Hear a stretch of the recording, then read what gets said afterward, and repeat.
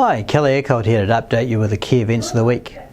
So this week we didn't get much domestic data to focus on, but we did get a lot of interesting central bank commentary which will give us a few clues about how interest rates are going to evolve around the world over the balance of this year. The key domestic event was the chief economist of the Reserve Bank coming out giving us an update of how the Reserve Bank sees the data evolving in the last few months.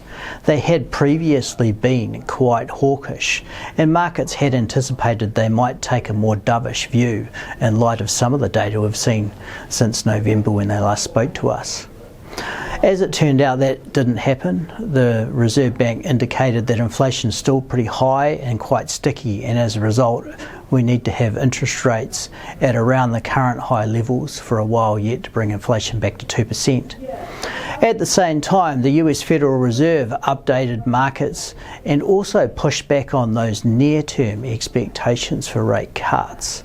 But they seem to be a bit more open to the idea that there could be some adjustment lower in interest rates in the second half of the year.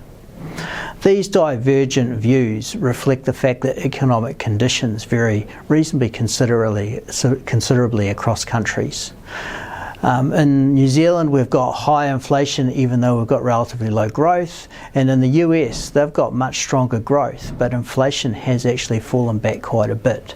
And that's going to be increasingly reflected in the direction of interest rates over the balance of this year.